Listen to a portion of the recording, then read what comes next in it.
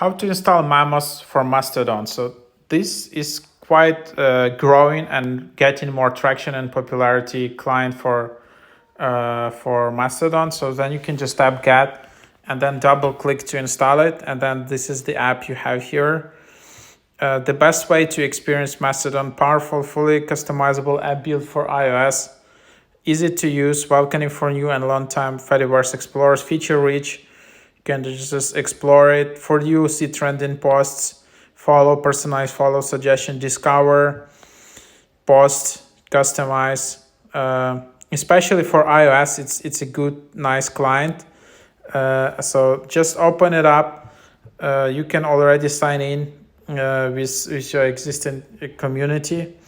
You can find some popular community. This is like Fediverse, where you just have all of these different communities. So yeah, try it out.